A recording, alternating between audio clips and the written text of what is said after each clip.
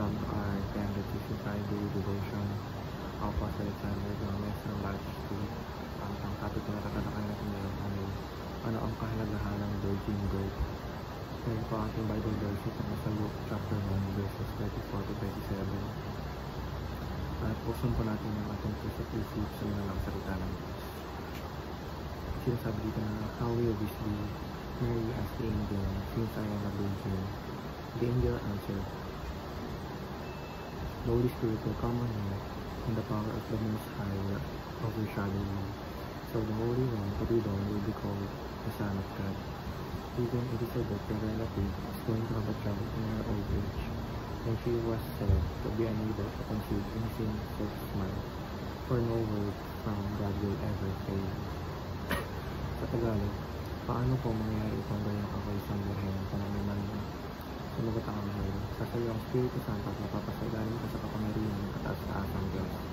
Dahil dito, nasisilang may banal at tatawagin anak ng Diyos. Hindi ba't tao ang kamag-anak ng si Elizabeth ay baon? Kaya may nagigil siya at may kaaning na buwan ng kanyang pagdadalang tao, kaya ito siya'y matanda na.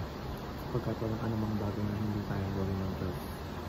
Teaching, the virgin birth shows, number 1, God fulfilled His promises. Pinapakita ng kapanganakan ng Jesus sa pamamagitan ng isang birhen na pinutupad ng Diyos ang lahat ng kanyang mga pangako. Noon pa man sa lumang tipan, pinahayag na may darating na tagapagligtas mula sa isang birhen, at sa panahon ni Maria ay natupad ito. Teaching number 2, God can do all things. Ang himala ng virgin birth ay patunay na walang imposible sa Diyos. Kahit sa paningin ng tao ay tila hindi maaari mangyari ng mga anak ng isang birhen. Pinatunayan ng Diyos na kaya niyang gawin ang lahat ng bagay ayon sa kanyang kapangyarihan. Teaching number 3, God sends a sinless Messiah. Ang kapanganakan ng Jesus mula sa birhen at sa pamamagitan ng banal na Espiritu na nangangahulugang siya ay pinanganak ng walang kasalanan. Siya ang pinadala ng Diyos upang tubusin tayo sa ating mga kasalanan. Tinuturo nito na si Jesus ay hindi ordinaryong tao at hindi banal, kaya't na Diyos at nagpatao, naging tunay upang tayo ay maligtas. Application number 1, trust God for His salvation. Dahil natupad ng Diyos ang kanyang pangako ng kaligtasan sa pamamagitan ng Jesus, dapat natin pagkatiwalaan ng kanyang ring plano ng kaligtasan para sa atin.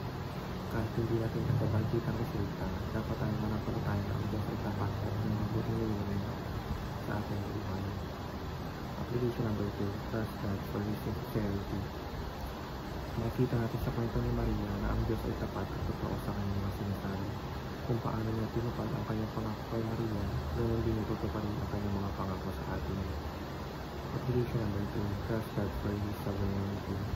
Ang Diyos ay ang may kontrol sa lahat ng bagay, maging sa mga himala at sa takbo ng ating buhay. Tulad ni Maria na sumusunod kahit mahirap na nawain ang sitwasyon, dapat din tayo magtiwala sa kapangyarihan ng Diyos. Yun naman po ang aking devotion. Maraming salamat.